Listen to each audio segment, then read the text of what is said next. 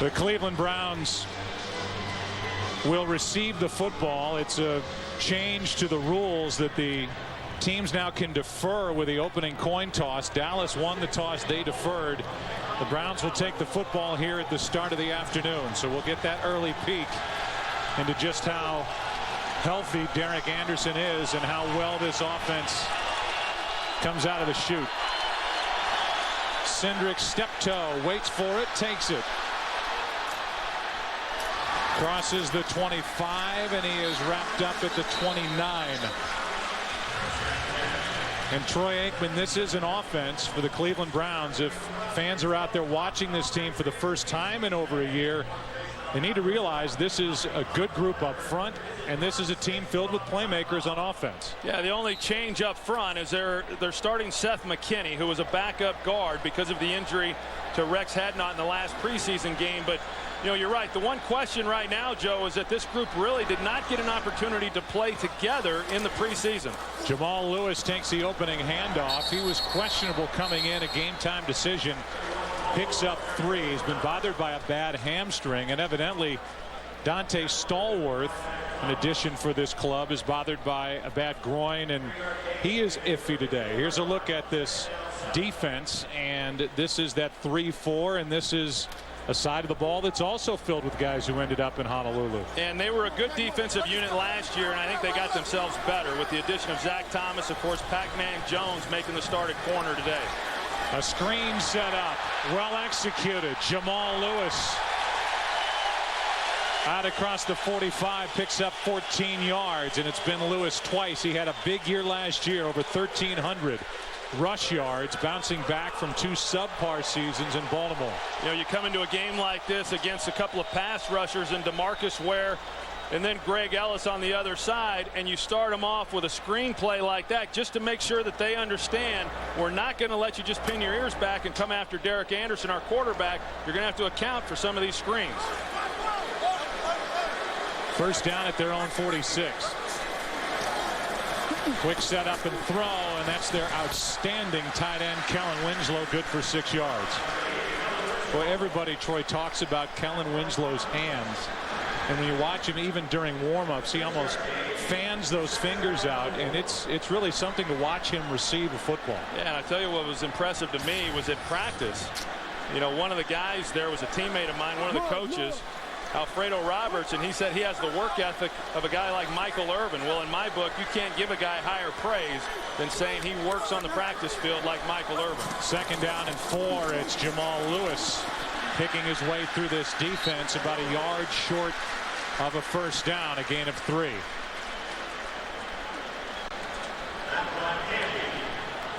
It is the opening possession of this game, and a good matchup here in Cleveland with the Cowboys and the Browns.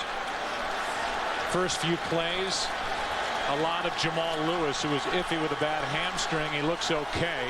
14-yard gain on a screen pass. 1 completion to Kellen Winslow, and now a 3rd and 1. A blitz. Anderson never got the football, then tried to get on top of it. The ball came loose, and we'll wait for a signal. Evidently just a stop, and Derek Anderson got the ball, a loss of 1. And so on 3rd and 1, this Dallas defense holds, and Anderson had trouble with the snap. And sometimes, you know, you get bodies over the center, and the snap tends to then be a little bit short. You know, shouldn't have those kinds of issues, particularly with a center like Hank Fraley and then Derek Anderson, who I know came in last year but has played plenty. Adam Jones waiting for the punt from Zastadil, and the punt ends up in the end zone. So the Browns moved it a bit. Stall on 3rd and 1, and now Tony Romo and that very good Dallas offense will go to work. Up front for a club that ranked 30th in total defense a year ago. Romo will start the day with a throw all day, and over the middle completes. That's Marion Barber, and he's good for 4. Offensively, this is a big offensive line. They're without Kyle Kozar at left guard. But Proctor gets the start, and in the words of Romeo Crennel, Troy, this is a group that as the game goes on, they just wear you down. Yeah, they can just beat you in so many different ways. And, you know, they'll come out. What they did last year is they like throwing the ball early. Jason Garrett, the offensive coordinator, that's his philosophy. They'll mix in the running game, and then they just wear you down in the second half with that big, powerful, strong offensive line. 2nd down and 6. A toss to Barber running right.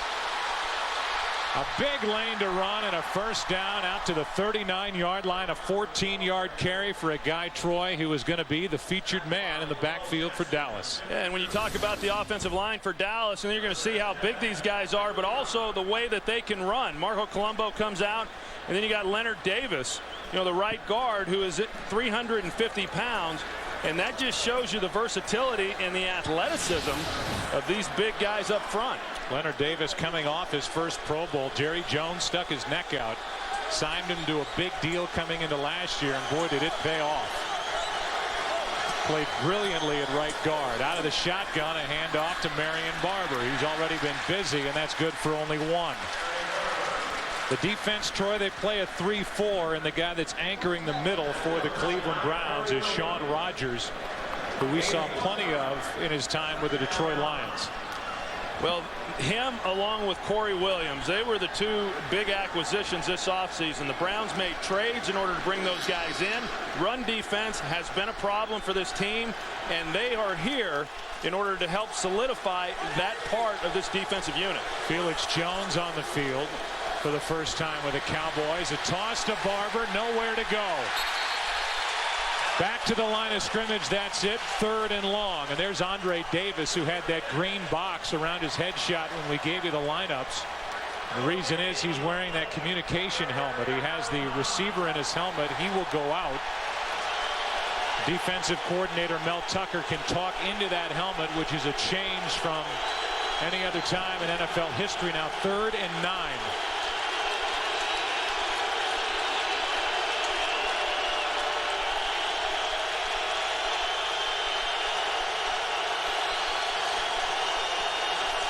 A blitz. Cowboys pick it up. Romo over the middle, completes. 1st down. That's Witten, and the Pro Bowler is good for 19 yards. Great protection for Tony Romo. Well, great job by Marion Barber. You're going to see him come over here and pick up the slot blitz. And that's what gives Tony Romo time. Tony Romo knows that it should be protected. Barber does his job. Clean pocket up front. No pressure in the middle. And then again, Jason Witten. This is the area of the field where he works best. And he and Tony Romo have tremendous chemistry on knowing what the other one is thinking. That's 5 yards against Dallas. Bill Carollo is our referee.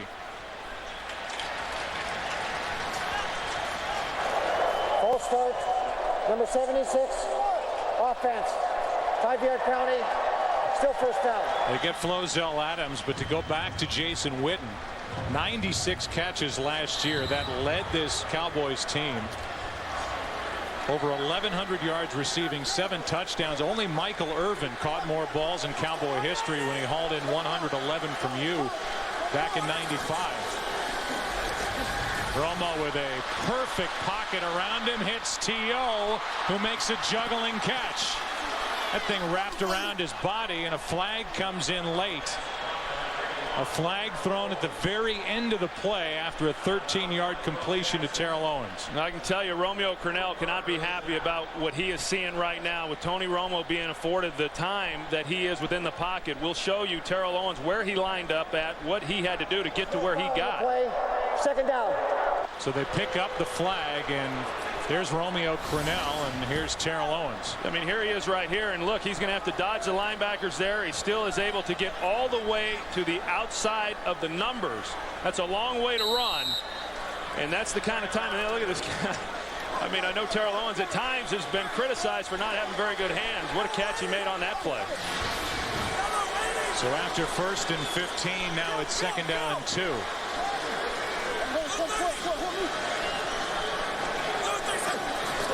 A blitz coming from the Browns. Cowboys pick it up, and a little flip to Witten. And Jason Witten is out of bounds near the 10. Right now the Browns are knowing that they're not able to get any pressure with their front. They've got to bring pressure, not just linebackers. They got Mike Adams now who's coming up, and he gets blocked. The Cowboys are doing a good job of passing it off, recognizing where the blitzes are coming from, and because Adam blitzed and he was not able to get home, that's what created the void in that zone for Jason Witten. Quick snap and a handoff to Marion Barber, who is ripped down from behind in the arms of Sean Rogers. You know, Joe, I know in talking with Romeo Crennel and some of the other players defensively for the Cleveland Browns the other day, they knew that because they are young in the secondary, they've got to be able to get pressure on Tony Romo. They'd prefer to be able to do that just by rushing 4. They haven't been able to do it. They're already bringing secondary blitzes, and they still have not gotten home, and that spells disaster for this secondary because they just cannot hold up with Tony Romo being able to look over the whole field. 2nd and 8. Little play action. Still plenty of time. And now the completion to Witten. And Witten very near a first down at the 1. A completion of 8 yards. It depends on the spot. Davis and DeQuell Jackson, the 2 linebackers, combined to make the stop. And we'll see where they place the football. And we're going to get our first measurement, our unofficial line. And it's either 1st and goal from the 1 or 3rd down in inches. And it's been an impressive start here for Tony Romo, who put together a record-setting year last year with the Dallas Cowboys. Yeah, and I think you always come into the season opener, regardless of how well you have played in the preseason. And the Cowboys offensive unit, their #1 unit, they played well during the opportunities that they had. But still, you question just how you're going to be able to put it all together in week 1. You know, right now, coming out and having the drive that they're having, you know, that alleviates a lot of the anxiety that they came into this game with. Doing it on the road, Jason Garrett, by far the highest paid offensive coordinator in the NFL. In fact, the top 2 guys salary-wise are going head-to-head here with Rob Chudzinski and Garrett. On 1st and goal, it's Barber over the top, and he's in for the touchdown. And then Deion Anderson, the fullback, gets into it with Andre Davis. No flags are thrown, and it's 6-0 Dallas, and Barber has his first of the year. Well, I tell you, they made that look easy, didn't they, Joe? They did. He's had 25 rushing touchdowns now over the last 2+ seasons. He just knows how to get it into the end zone.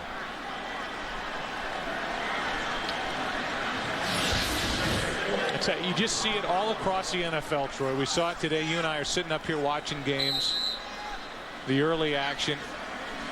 There is no doubt that it all starts with that offensive line. It starts up front. Doesn't matter how good your skilled position players are. If you can't block, you don't have much of a chance. And when you can, it allows a guy like Tony Romo a chance to sit back, pick apart a defense. It allows Barber a chance to go up and over the top. 7-0 Cowboys early. Can't start any better than that if you're a Dallas Cowboy, especially on offense. Tony Romo perfect, 5 for 5, 66 yards. Witten 3 catches, 49 yards, and Marion Barber 5 carries, 19 yards, and a touchdown. Cowboys have struggled covering kicks during the preseason. They have re-added a big piece of it, Keith Davis. And the play is made downfield by Davis. A return of 22 yards. Romo and T.O. talking it over prior to the touchdown. And Romeo Crennel for them. And now it's up to the Browns to try and get some momentum. Quick throw to Braylon Edwards, trying to get around the tackle. And what a good job out in space by Anthony Henry.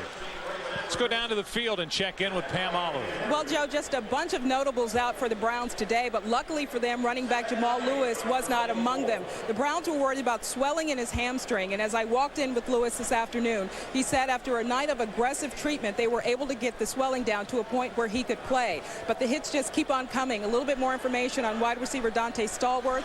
Tweaked his groin during pregame warm-ups. They are trying to get treatment for him now as we speak, and they are hopeful he can join the offense in the second half.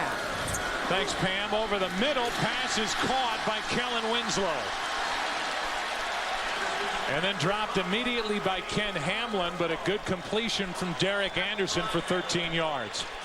I tell you, these tackles for the Cleveland Browns are going to have their hands full, as I mentioned a little bit earlier, and a good job up front in holding out DeMarcus Ware. Kevin Schaefer, the right tackle, doing his job, which affords Anderson some time, and you're able to get Winslow then across the field.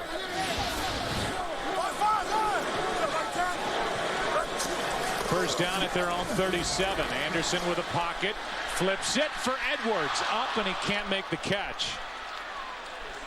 If fans aren't aware of Braylon Edwards, who had a wonderful year last year, physically he's not too much unlike Terrell Owens. No, he's a lot like Terrell Owens. He's a big, strong, physical guy. He's an acrobatic type receiver. And interestingly enough, I mean, as good a year as he had last year, the coaches, you talk to him, they say this guy's still a raw receiver. You know, I mean, he got a long way to go, and that doesn't sound real good for anybody else within the AFC North, but he's an awfully talented player. 2nd and 10, and a delayed handoff to Jamal Lewis. He picks up 4, and he's brought down by Brady James. You know, and to follow up with what Pam was saying on her report with Jamal Lewis and that hamstring, you know, I know that the Cleveland Browns, they didn't want to risk re-injuring this as they go into next week's game against division rival Pittsburgh. But that thing can go at any time. I mean, those hamstrings, you come in and you're a little ginger with it, but in one burst, I mean, he could be on the sideline in no time at all. Well, they really don't have much depth behind him, at least experience-wise, and they're thin at the wide receiver spot as well. 3rd down and 6. This one's batted back into the face of Derek Anderson. A penalty flag is thrown in the secondary, and it's against Dallas. This will be a first down for Cleveland. The Browns are going to have it called against Dallas. The Cowboys are saying it was tipped. The hands to the face, number 32, prior to the pass. It'll be a 5-yard penalty from the previous spot. We'll feel automatic. First down. That's the rookie Orlando Scandrick. And the argument that the ball was tipped doesn't matter because it was illegal hands to the face, as opposed to a pass interference, which would be nullified if it happened after the ball was tipped. So it's a penalty, it's a first down, and it takes the ball out to the 47.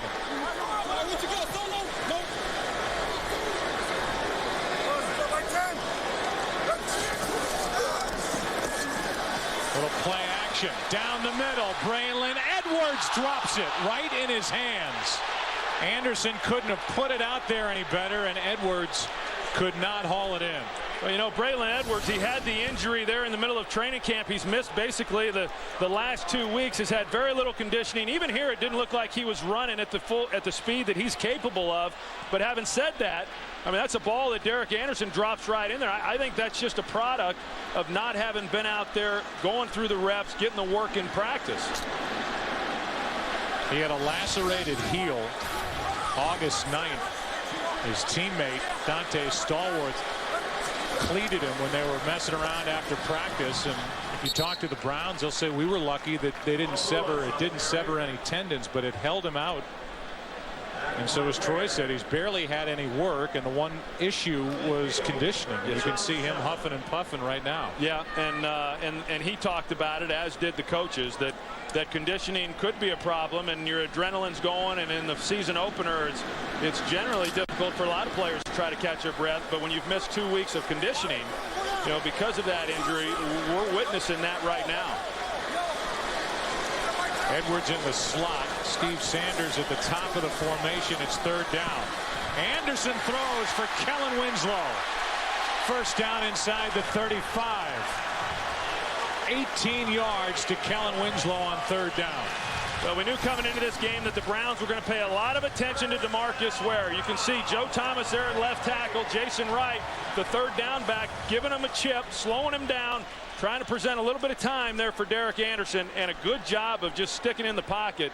And you see the hands there by Kellen Winslow. A lot of guys will try to body catch a ball like that. You saw him reach up with his hands and catch it with his fingers. 3 minutes left in the first quarter. Browns trying to answer. Hand off to Jamal Lewis, and he's brought down in the backfield.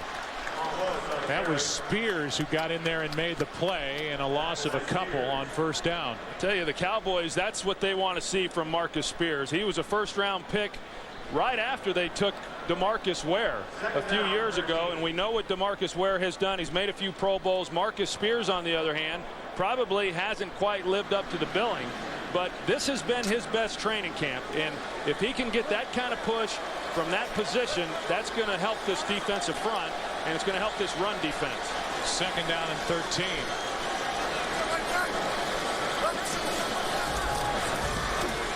Pass complete to Braylon Edwards, makes some move, gets around one tackle, that of Skandrick, and picks up 12. Zach Thomas eventually brought him down. Well, you can see the respect that Orlando Skandrick is giving Edwards, and rightfully so. I mean, when you're talking about a fifth-round pick that's a rookie right now making his first NFL start, and you're going up against one of the premier wide receivers in the National Football League, I think I'd be off him a little bit as well. But when you're off and then he makes the catch, then you got to be able to come up and make the tackle. Third down and 1. A little rollout by Derek Anderson, throws, and the pass is caught by Hayden for a first down. Good throw on the move by Derek Anderson. Tell you what, Hayden does an outstanding job on that route of pushing up the field and then leaning on Roy Williams to create separation once he knew that Anderson was ready to throw him the football. Anderson sees him there, and it's about that time that Hayden leans on Roy Williams, creates the separation, and then makes a heck of a catch. A couple things are going on. Terrence Newman, who's coming off his first Pro Bowl, is out with a groin injury. So that means more playing time for the rookie Skandrick, and a lot of action for Anthony Henry on Kellen Winslow. Browns under a minute to play in the first quarter. It's been an impressive drive and an answer to the Cowboys touchdown by Derek Anderson, who's 7 of 9.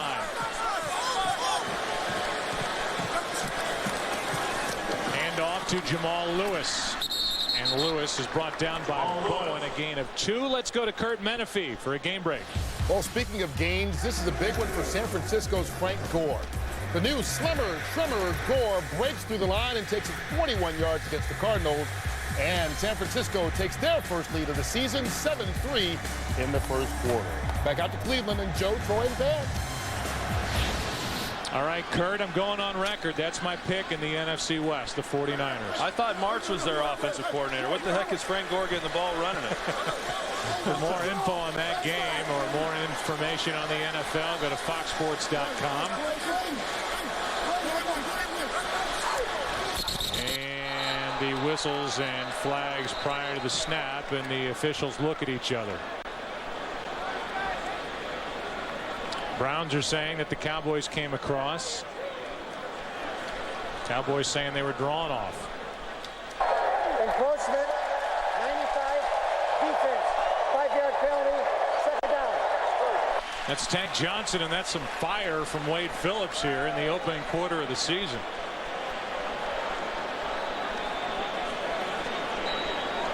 Two guys who are known for their 3-4 defense. Romeo Crennel, all those years with Bill Belichick, not just with the New England Patriots, but prior to that with the New York Giants. And then Wade Phillips has bounced around, in my estimation, as the perfect guy, as the head man with his Cowboy team. And that's the end of the first quarter. We are finished with one inactive because of a high ankle sprain, and then Joe Jurevicius will miss the first 6 weeks. That's a big weapon for the Browns. He's had 4 procedures on his knee, 3 for staph infection, which is frightening. Handoff down inside the 5 with the first down is Jason Wright, his first carry of the day. A 5-yard run, and now it's 1st and goal from the 4. A pretty good job by the fullback there. It looked like Lawrence Vickers, who's going to come across and then take DeMarcus Ware, as you see, coming off the edge. And he creates just enough room there for the runner to get up inside and pick up some positive yards in the first down. 1st and goal.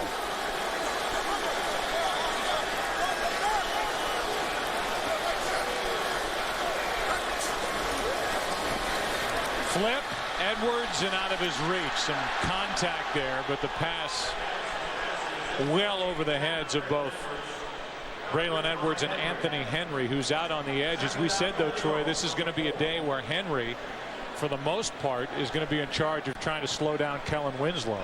Yeah, that's the plan coming in. And actually, you know, Anthony Henry has been gearing up for that type of role within this defense ever since they brought Pac-Man Jones in, because of some of the tight ends within their own division, whether that's, you know, L.J. Smith. It would have been Shockey. Of course, Shockey's no longer in that division, and then they come right out of the box here in week 1 against Kellen Winslow and the Browns. Little confusion, it looks like, defensively for the Cowboys as Jamal Lewis pushes the pile to the 3, a gain of 1. It's 3rd and goal. So Adam Pac-Man Jones gets the start. He said early in camp that he doesn't want to go by Pac-Man anymore, yet everybody on his team, including his head coach, calls him Pac. Well, he told Brad Sham, the radio announcer, just on game day, call me Pac. I understand what he's saying. I would venture to say that whether it's Adam or Pac-Man or Pac, he's just glad people are calling him something, and that he's been reinstated and he's playing here in this game today. He got the start. It's 3rd down and goal. Anderson throws and dragged down is Braylon Edwards, and a flag on Adam Pac-Man Jones. Now they're going to call him for a little interference. Well, and you know, in talking with the Cowboy coaches, Pass interference, number 21, defense. The penalty occurred in the end zone. By rule, the ball be placed at the 1-yard line. First down. the great move right there by Braylon Edwards, setting Jones up to the outside and then coming underneath him. And you know, really, he had no choice in order to try to keep from giving up the touchdown. You know, he makes the tackle and definitely pass interference, but that shows the rust that Pac-Man Jones has for a guy who just hasn't been playing for well over a year. Hand off to Lewis, and he goes back to the 2. That's 2 times now on this possession that the Browns have been able to get a fresh set of downs because of a penalty on 3rd down. One on Scandrick, the latest one in the end zone by Jones. Well, and the Browns are trying to run this ball over that left side with Joe Thomas being their best offensive lineman and then Eric Steinbach, you know, they're at left guard, but they've just not been able to create much movement, you know, in this defensive front for the Cowboys. 2nd and goal. Play action. Anderson fires for the touchdown. That's Winslow.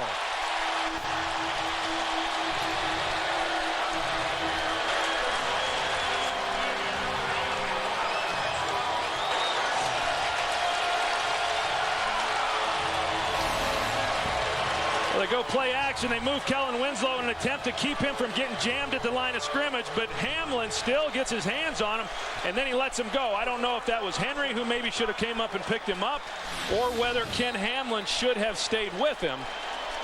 But hard to believe you turn a guy like Kellen Winslow loose down there in the end zone.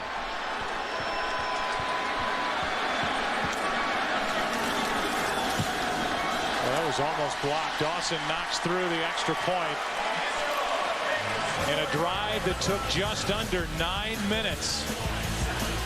2-yard touchdown throw. Anderson to Winslow. We're tied 2 years because of injuries. He's made up for lost time the last 2, and now he gets the first points of the season on that 2-yard touchdown flip from Derek Anderson. 2 big Dallas penalties on 3rd down kept the drives alive. And now here is a return by Felix Jones, the rookie. Caught the line drive kick by Dawson and now gets it to the 30, and that's all. 20-yard return. Shante Orr on the stop, and Romo enters the field again. 100th birthday, an Ohio man through and through. Started Miami of Ohio, won a championship at Ohio State, won here with Cleveland, won in Cincinnati. As Romo is flush, throws Creighton his first of the day. And even when they have to put Romo on the move, he is able to fire a strike, and he hits Patrick Creighton for 18 yards. Well, he does a good job getting the ball to Creighton, and Creighton runs a good route. But had he have not gotten the pressure there at the end, he had Terrell Owens for a touchdown right down the middle. Terrell Owens put a heck of a move there on the defensive back that gave him a free run right to the post.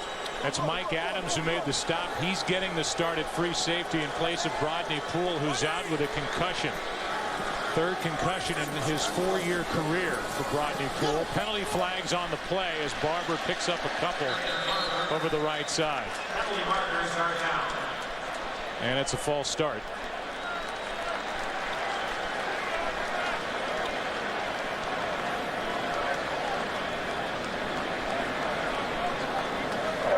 Illegal formation on the offense. Number 89 covered up the tight end.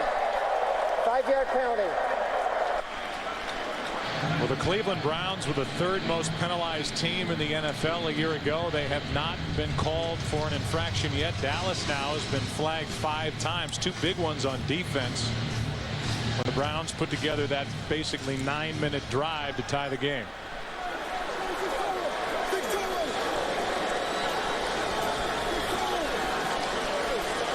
This is only the second possession for the Dallas Cowboys. That's good news for this Browns defense. Replay first down.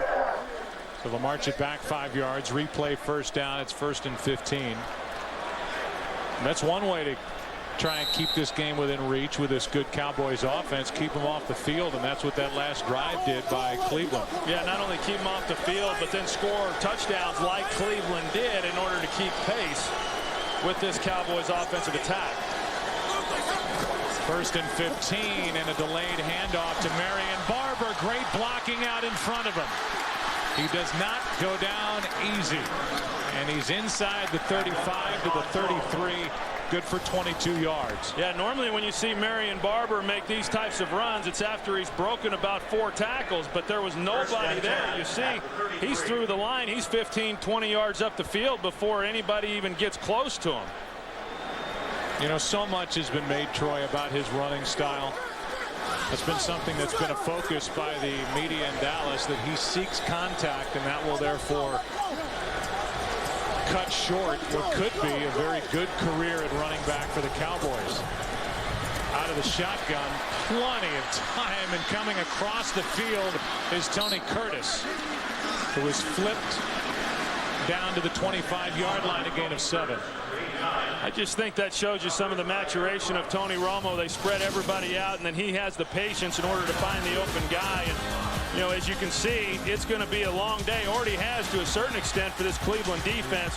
If they're not able to force more pressure on Tony Romo, the offensive line doing a good job. Even when the Browns have brought pressure, the Cowboys have seen it, they've identified it, and they've blocked it.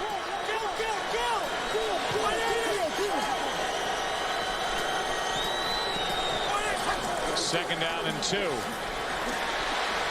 this one for the fullback. Penalty flag flies, and it's out of the reach, or at least off the hands of Deion Anderson. It looks like they're going to get left guard Corey Proctor on a hold.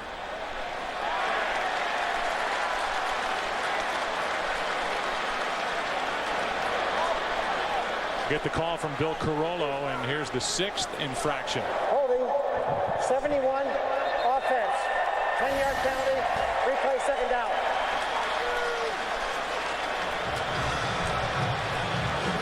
That's Sean Rogers, who puts a good spin move on him. that one's easy to call. But Sean Rogers, I tell you, Joe, we've seen him in Detroit. They said he has been an absolute delight here in Cleveland. And when he cranks it up, there's not many people who can block that big man.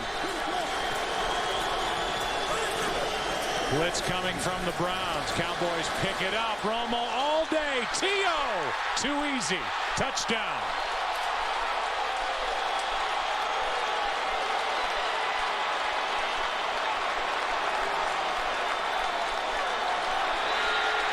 And a penalty flag for the celebration.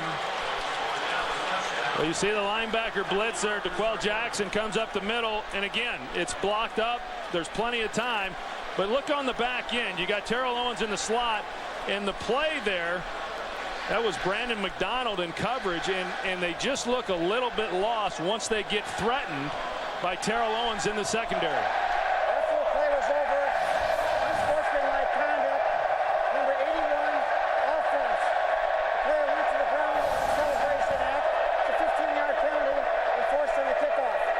Kind of an Olympics, an homage to the Olympics with a little sprinter start. And once he goes down, that's the rule. You can't do a cartwheel. You can't do anything where you go down to the ground. When he placed his hands down on the ground, went down on a knee, that's why he got the flag. Well, I'll tell you, he looked like the Bolt on that play. Second all-time now, tying Chris Carter with touchdown number 130. And he has done it in far fewer games, and there are few that are any easier than this one. Romo with all day.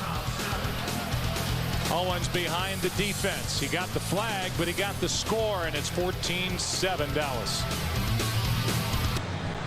So he's been perfect. The protection in front of him for the most part has been perfect.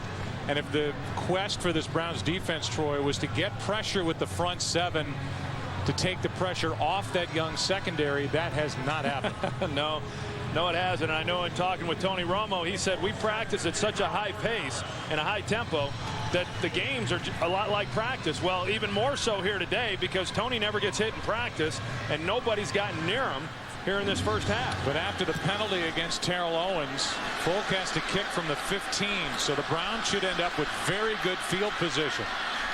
Step toe instead of Cribbs, and that kick is well covered. So the Cowboys make the play. Hall of 1971, and we had the honor and pleasure of getting to say hi to him on Friday at practice. Yeah, I knew that he was involved within the organization, but I didn't realize that he is as active going and attending the practices. He goes to 2 or 3 practices a week. That's great for these young players to see a guy like Jim Brown there. 73 offense, 5-yard penalty, first down. Yeah, you would hope that opportunity is taken advantage of by some of these younger guys. When you have somebody with his experience sitting there just basically watching your practice and waiting for somebody to come up and say something to him. Yeah, and I know he enjoys mentoring a lot of these young players, and you know what a career, obviously. I mean, 8 of the 9 years leads the league in rushing, and he was doing it back then. When you think of the yards he piled up, they're only playing 12 and 14 game seasons. Over the middle of the field, Hayden can't make the catch. Diving try, but incomplete. It's 2nd and 15 after the Browns just were flagged for the first time for that false start on Joe Thomas. We look ahead to next week. Troy and I will be in St. Louis for the Giants and Rams, Saints and Redskins, Packers and Lions. And then in the later window, 49ers at Seahawks, the Falcons at the Buccaneers. I don't know if there's enough days between now and next Sunday for the Rams to get everything straightened out that they're going to need to. They were taken apart in Philadelphia. And again, it starts with that offensive line. Here is Jamal Lewis. What an impressive run on 2nd and 15. Good for 11. Let's go for a game break. Here's Kurt Menefee. Well, the Carolina Panthers lost a challenge that would have forced San Diego to punt. So the very next play, what did the Chargers do? Phillip Rivers goes 44 yards to Chris Chambers for the score, and the Charger leads 7-3 in the second quarter. Troy, Joe, and Pam. Or should I say Joe, Troy, and Pam, just to be official. It doesn't matter on this team. On this team, we just kind of mix and match. And, you know, you think about San Diego and the AFC in general, and I know that New England fans are holding their breath to see how extensive that knee injury is that Tom Brady suffered today. The hands of the Chiefs. Here's one that was open and right through the hands of Braylon Edwards. That had a little more zip and was a little higher than it needed to be, and it's 4th down. Well, there's no doubt that Derek Anderson has an awfully strong arm, as we just witnessed, and you like to get that ball down a little bit, get it around his chest, but you know, still one that Braylon Edwards could have caught. Pretty well designed there by offensive coordinator Chudzinski. They went to a bunch set on one side, left Edwards on the backside by himself, but they were unable to convert. It's Patrick Creighton waiting for the punt, which is off the side of the foot of Zastudil. A bad punt. And Creighton never got near it. 8.5 to play here in Cleveland in the first half, and the Cowboys have the ball. They're 2 for 2 and taking it down the field and scoring. Perfect for Romo, 8 for 8. Terrell Owens now 130 career touchdown receptions, and he has 29 touchdown catches in 32 games played with Dallas. Here's Marion Barber, who bounces it to the outside, and turns it into a 2-yard run. I started to ask you earlier, Troy, about Barber and the conversation about him not seeking contact, and that because of the way he runs, it's going to cut short his career. Where do you come in on that argument? Well, you know what? I think the guy is a great football player, and part of what makes him great is the fact that he is so physical, and that's his style, and I don't think you can change that. And if I were a coach, I wouldn't want to change it. Would you like to minimize some of the contact? Absolutely, but he is what he is, and I think that if that does shorten his career, you know, then so be it. The years that he's healthy, he's going to be a great player in this league. 2nd down and 8 for Dallas, up by 7. This one's Creighton. He is hit immediately and brought down by Eric Wright. Let's go down to the field and Pam Oliver. Well, Joe, the most coached up group on the Browns defense today has to be the guys in the secondary. Defensive coordinator Mel Tucker asking that group to tighten up their play. 2 linebackers, including Willie McGinnis, went over to the guys in the secondary to offer up some tips on how to handle Owens and company. Linebacker DeQuell Jackson told them point blank they need to stop somebody. Back to you. Hey, I would agree with that, but somebody ought to coach up this front 7 and tell them how to get pressure on the quarterback, because I don't care who's covering. You can put Deion Sanders back there, and if Tony Romo has time to throw, they're going to get some completions. 3rd down and 4. Just get it away. Romo with all day. I mean, there is 0 pressure on him. He throws, and it's nearly picked. McDonald flashed in front of Witten. It's 4th down. I mean, how long is he standing back there with nobody even in his face? Well, and here's a look at it. We'll show you. Here's the middle of the defense right here. Sean Rogers, they're double teaming him, but he's just not able to get any kind of push. Wembley, who actually is their best pass rusher, he's not able to do anything on the outside against Flozell Adams. Right now, they're just overmatched against this huge Cowboys offensive line. So the first punt from Matt McBriar. There are his numbers from a year ago. And it's a good one. High hanging punt with step toe waiting inside the 15-yard line. Across the 25, forced down at the 27. This Browns team no doubt misses Joshua Cribbs, a Pro Bowl returner from a year ago, out with a high ankle sprain. This too. You know, the Browns were not able to match the last touchdown on the previous possession. They get another opportunity here going in before the half. Handoff is to Lewis, and a penalty flag is thrown on the play. Lewis picked up 1. And it's against Cleveland. Illegal shift, offense. 2 men moving, not setting for a full second.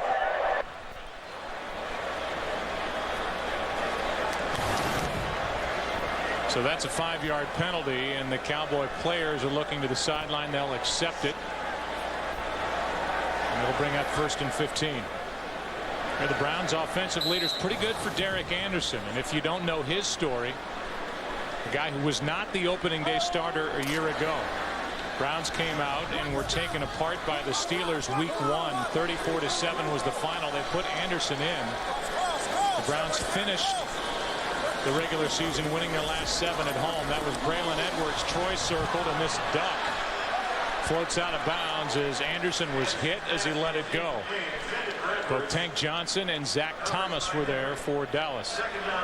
Yeah, and unlike Tony Romo, Derek Anderson is at times getting a little bit of pressure, and you see the move up inside. Zach Thomas, they run a little twist with the linebacker, him and Brady James, and Tank Johnson over the nose, being able to drive into Derek Anderson. Looked like they had a shot on the outside to Braylon Edwards.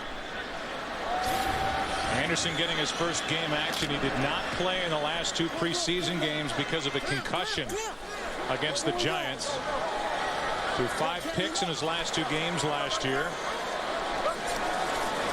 2nd down and 15. Again, a flag flies, and this one is juggled and dropped by Braylon Edwards. Penalty flag on the play. And it's the same call against Cleveland. And I'll tell you, Braylon Edwards, he's dropped a lot of balls already here in this first half, some of which were not easy catches, but a guy of his talents, one that he typically makes. Illegal shift on the offense, number 17, and the lineman still moving. That penalty is declined. Result of the play, third down. So that brings up third down and long for the Browns.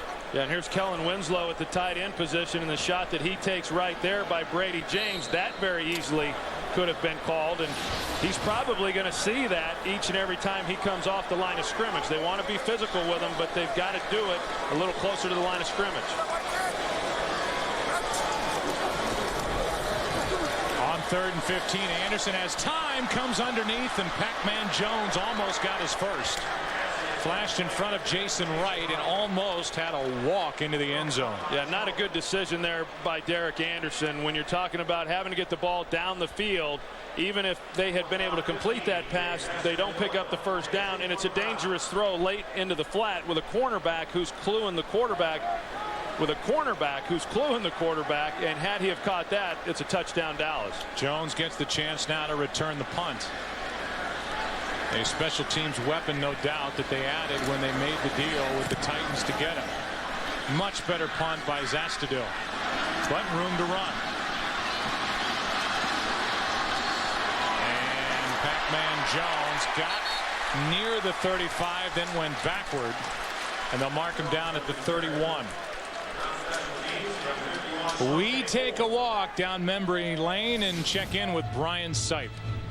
4 division and 4 state titles in 6 years.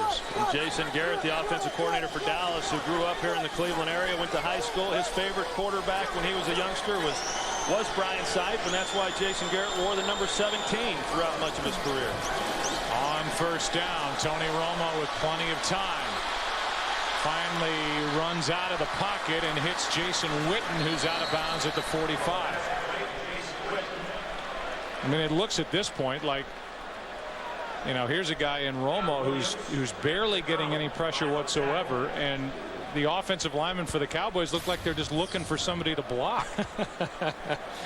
Yeah, and that's there's more truth to that than our viewers know. And yeah, I think this is a very critical series right now for this Cleveland team. And you know, if they give up a touchdown here and go down 14, not that you can't come back from that, but you know, they've got to be able to somehow slow this unit down. They forced a punt on the previous possession. I think they've got to be able to get out of this one without giving up points as well. Toss to Barber, running right. Plenty of room to run. He's brought down from behind. Tackle made by Mike Adams.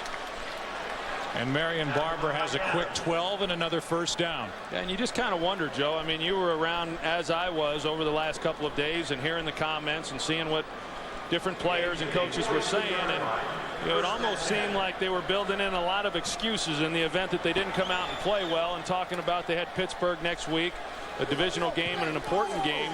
But I don't know, based on what I was hearing, that this Browns team came in really believing that they could compete with this Cowboys team. Under 5 to play in the half.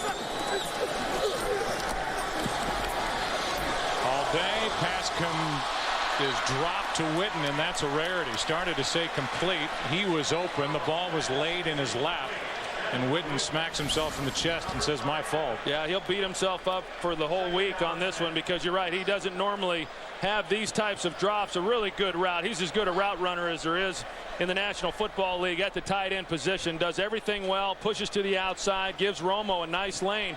You know, you see Mike Adams coming over, and you saw Jason Witten take his eyes off the ball, you know, just for a split second, anticipating the collision. See if Cleveland can take advantage of that drop by Witten. Hand off on 2nd and 10 to Barber. The play gets strung out, and Barber picks up 1.5 yards. Wembley, the first one there for Cleveland. Brings up 3rd and long for Tony Romo. And that was a good job defensively by Cleveland in gang tackling, because you know, Marion Barber, that's the only way you get him to the ground. One guy's not going to do it. And so when you can pursue to the ball the way they did there and get around him and then get him to the ground, now this becomes a critical 3rd down. Certainly out of field goal range at the moment.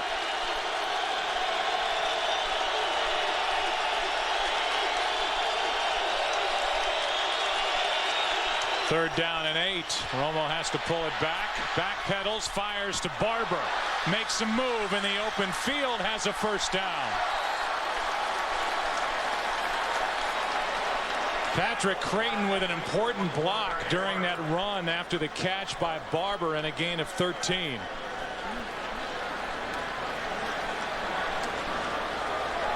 You know, they run two defenders over to Terrell Owens. He's going to run a go route, little double move. They got a safety over the top. Tony Romo sees that, and then the patience of Tony Romo without pressure allows him to get the ball underneath to Marion Barber, and a good block there by Patrick Creighton. Cowboys already have 10 plays of 10 or more yards in this half. Pass is thrown to Terrell Owens, who makes the catch. Has enough for a first down again for Dallas, and another quote-unquote big play. This is a Dallas offense that did it all year last year, and they're doing it in the first half here today. Yeah, and I would tell you that from what I have seen, they could throw this route or any other route anytime they want to Terrell Owens. I mean, he has been running through the middle of this defense. He's been on the outside running out routes. He's run square ends, and he's run just about anything he's wanted, and he's been open. Tony Romo has not thrown him the ball every time, but he certainly could have. Felix Jones now in the backfield with Romo. On first down, penalty flag flies, and Tony Romo is finally brought down in the arms of Robert Smith, but a flag is down.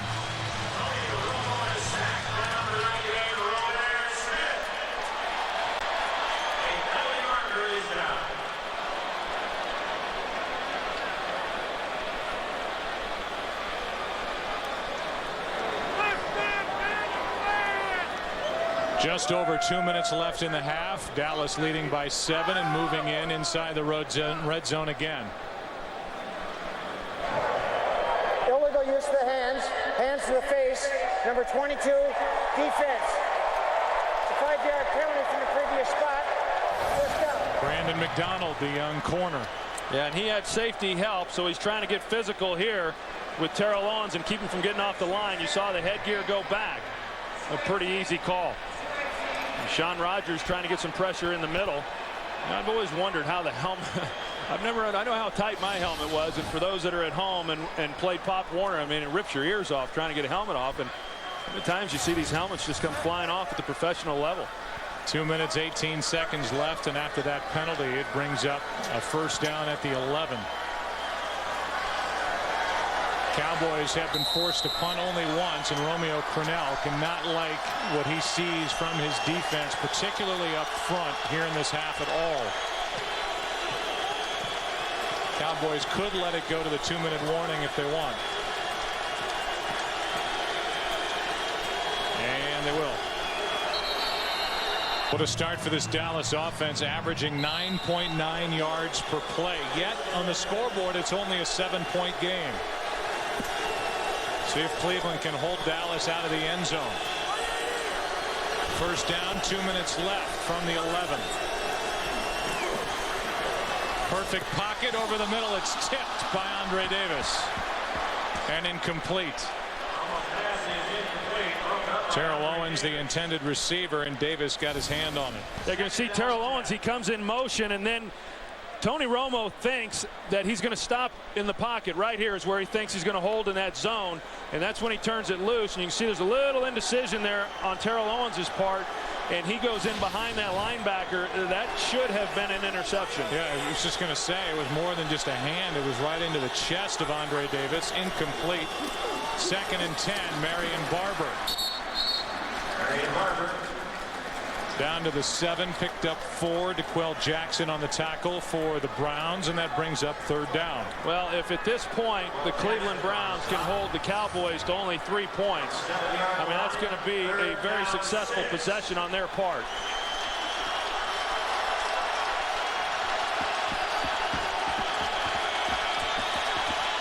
The ball just inside the 7.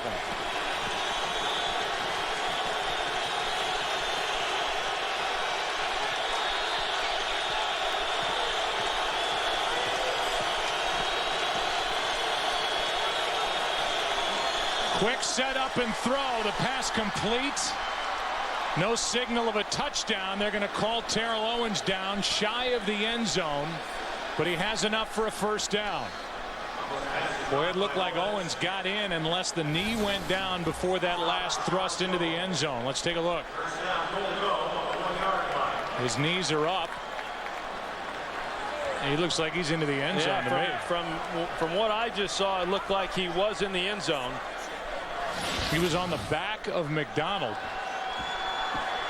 We're inside of 2 minutes, so the review would have to come from the booth. And Wade had his hands up, wondering why it's not getting reviewed. Now Barber, he gets the touchdown instead. And so the Browns don't keep the Cowboys out of the end zone, and with the extra point coming, could be a 14-point game at the half.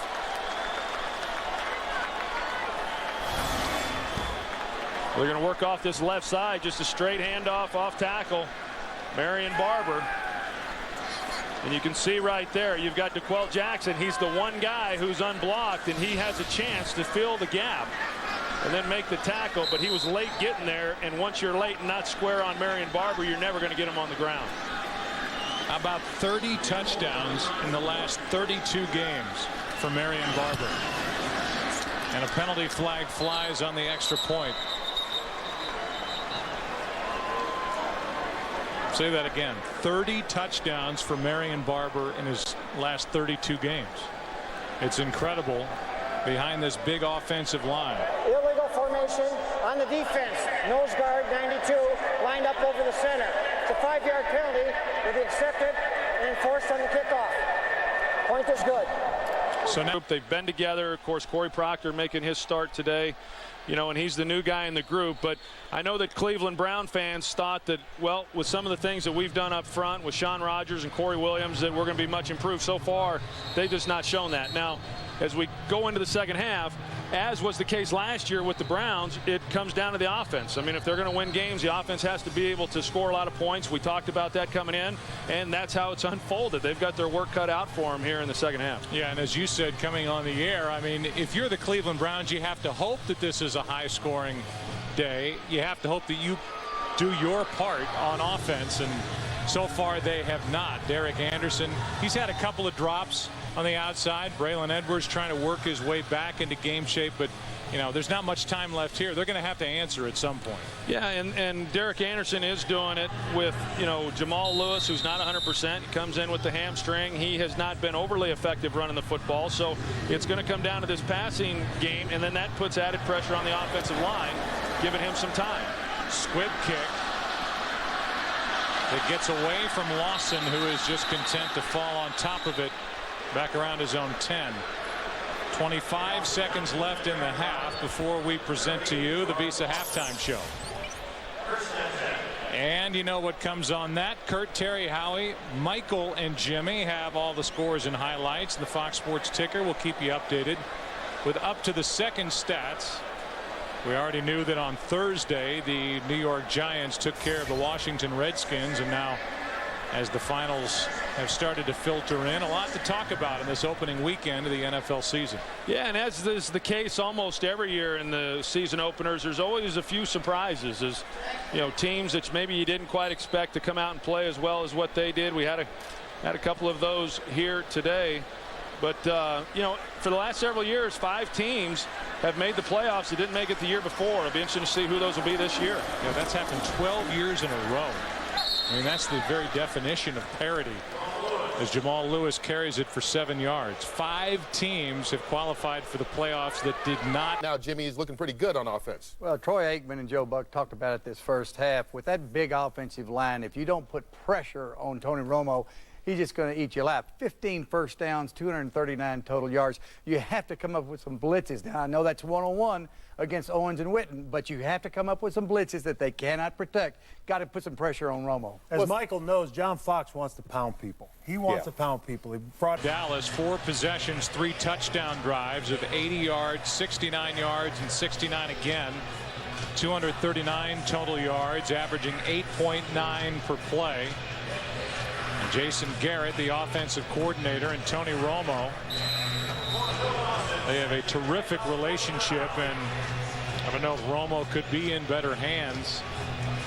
Undrafted out of Eastern Illinois, did not throw a pass his first 3 years in the NFL, now in his 6th year, regarded as one of the game's best. Here's Skandrick on the return, And he's out to the 20, and that is it. And we go down to the field for a report. Here's Pam Oliver. Hey, Joe, Romeo Crennel set a few basic goals that his team simply has not been able to meet. He's hoping the second half will be different. First and foremost, he said, getting pressure on Tony Romo. He said he'll try to go about it by sending extra people. Meantime, for the Cowboys, Wade Phillips says, got to keep the heat up. We can't relax in this ball game. He is pleasantly surprised by the play of the offensive line. He said just terrific protection for Romo. Back to you. All right, Pam, and if the Browns do blitz, they better get home.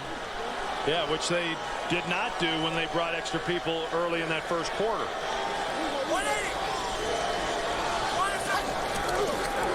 Delayed handoff to Marion Barber, and it was Wembley coming off the edge to make the play. This is a Cleveland defense, as we mentioned earlier, that finished 30th in the NFL in total defense last year. They fire their defensive coordinator. They hand the reins to Mel Tucker, 36-year-old former coach at Ohio State. He's been 3 years here coaching the defensive backs. And basically their draft was turned into trades for Corey Williams and Shaun Rogers to play up front. Not just to occupy blockers, but to also try and get home and apply pressure on the quarterback, and that has not happened as the curtain has come up on the 2008 season.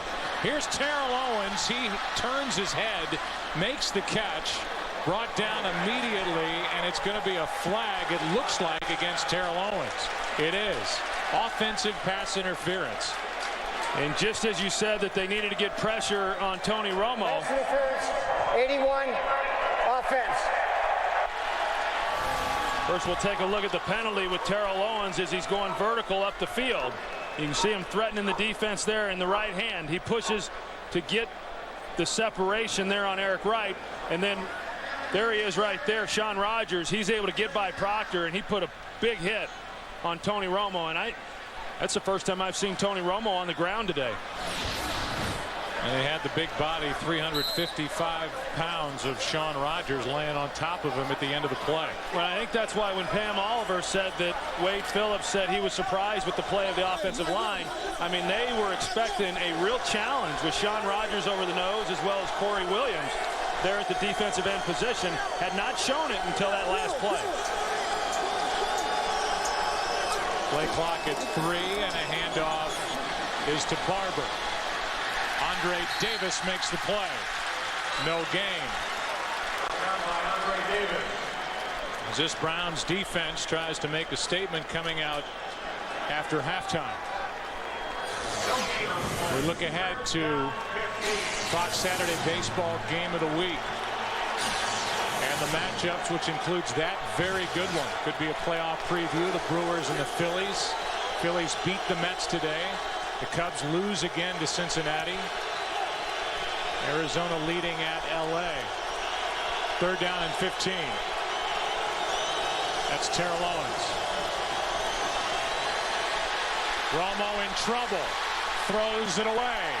And the defense steps up and gets something done for the Browns. That's a great job right there by Cameron Wembley and this defensive unit for the Cleveland Browns. They come out, they're down 14 points. The Cowboys are getting the opening possession here of the second half. Critical that they don't give up any more points. They do a good job there of applying some pressure on Tony Romo. Big offensive pass interference called against Terrell Owens. It negated a 31-yard completion. And now a punt from McBriar. Waiting for it is Steptoe. And Cindric is out to the 49. Very good field position for the Browns. Down best starting field position of the day at their own 49-yard line, down by 14. Beautiful day in Cleveland. Handoff is to Lewis. He picks up 5.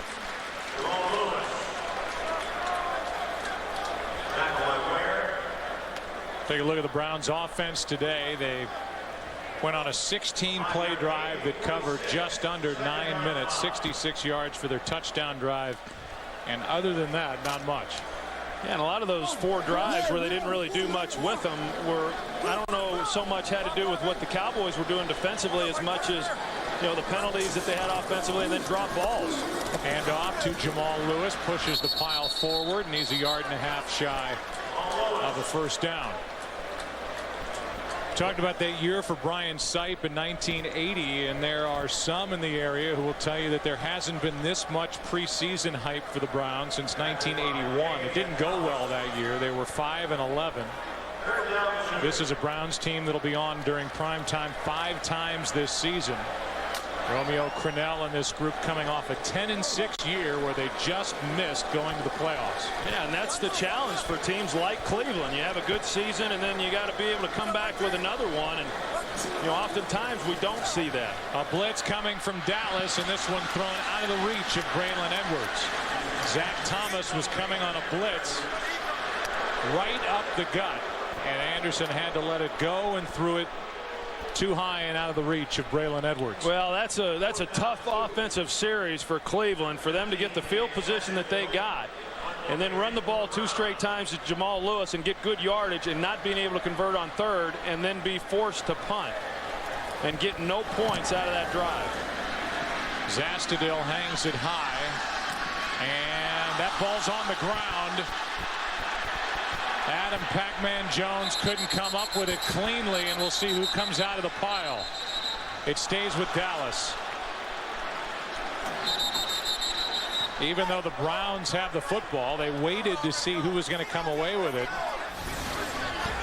And let's take another look as this went right through the arms of Adam Jones. When he first fumbled it and then he was on the ground, it looked like he was able to recover it, but yet it was in the Browns' possession once they were able to uncover it. Almost had the game's first turnover moments ago, but Adam Jones able to get back on top of it, and here's Patrick Creighton with a catch and a first down. See that patch worn high on the left chest by these NFL players, and that circle on the field for Gene Upshaw, who passed away this summer at the age of 63. One of the most, if not the most, influential people ever to grace the NFL, whether it was his Hall of Fame career or certainly what he did as 25 years the head of the Players Union for the NFL. Here's Barber brought down by Sean Rogers after a run to the right, a gain of 5. To follow up on Gene Upshaw, I thought it was interesting that there were a number of players apparently that were talking about trying to remove him from his position, and weren't happy with the job that he had been doing as the executive director. But yet on the other hand, the owners opted out of the collective bargaining agreement because they thought that the players had too good a deal in the percentage of the profits that they were getting in payroll. And I look at it over the years that he was in charge and what these players are now enjoying. I think he did a terrific job. Unbelievable job. As Romo's backpedaling, has to throw it away. It brings up 3rd down, and again pressure, and Romo looks like he's in some pain. Well, he sure does, and that looks like real pain too. I mean, beyond just saying, I got banged up a little bit, you don't know if he rolled over on a shoulder or ribs or whatever it may be. But when you've got some big bodies like that are coming through and then landing on top of you, meet at the quarterback. And from what I can tell, I mean, pretty obvious that Romeo Crennel and Mel Tucker and the rest of these defensive coaches had a few words for these players, because they seem to be playing much more inspired than what they were in the first half. If nothing else, they've definitely gotten some pressure on Romo. Wembley and McGinnis collided on Romo, and here's a completion to Witten, who's brought down from behind. Play is made by Jones after a completion and run of 19 yards as Romo pops right back up and throws a strike. Yeah, Sean Jones, 26, man-to-man coverage on Jason Witten, and when you can put a tight end, or when you have a tight end that can beat man-to-man coverage against a safety the way that Jason Witten is able to do, you feel pretty good about those things. And so Tony Romo comes back. He knows exactly what he has. He's got the matchup that he likes, and he knows that Witten's going to beat him, and he does. Play action from Romo, who rolls to his right and throws short. He had Witten wide open, but threw it low. And Romo looked like yelling at the offensive line a little bit as he was under fire again on that play. Pressure by Sean Smith, and he ended up without his helmet at the end of the play. Yeah, we're seeing Romo being pressured a little bit here, and the other day I heard somebody say, hey, the Giants showed the blueprint as to how you beat the Dallas Cowboys, and that is you jam Terrell Owens, you don't let him off the line of scrimmage, you don't let Jason Witten off the line of scrimmage, and then you pressure Tony Romo and knock him around. I said, well, revolutionary. isn't that the blueprint against any quarterback or any offensive unit? Romo with a perfect pocket over the middle for Creighton. Hit him right in stride, and Creighton was tackled immediately by Mike Adams. 25 yards to Patrick Creighton. And what a great route and great throw by Tony Romo. Creighton does a nice job of being patient. He knows where the hole is in that zone. Tony Romo lays it perfectly over the head of Terry Cousin, and then right into the arms there of Patrick Creighton. We haven't talked a lot about Patrick Creighton, but considering the way his season ended last year on that drop pass, that the Cowboys probably beat the Giants if he makes that play. I can't imagine anybody being happier about the start of this season than him. Still with all that, career highs a year ago for Creighton in catches, yards, touchdowns. He had 7. Penalty flag on the play, and this one is behind Marion Barber. But a flag is down. And you can see blood coming out of the chin of Tony Romo. Yeah, I've been there, unfortunately. Prior to the pass, illegal hands to the face, number 22. It's a 5-yard penalty from the previous spot. Automatic first down. It's Brandon McDonald, the second-year corner, is making his 3rd NFL start here today. Yeah, and you know, I mean, a young player, and he's up jamming Terrell Owens, and you know that in order to be effective against him, you got to be physical, and then he gets the hands to the face once again, and here's the hit. You can see that, and that should have been a penalty. You see that Willie McGinnis led with the crown of his helmet, but it looks like Tony Romo's probably going to be taking some stitches when this game's over.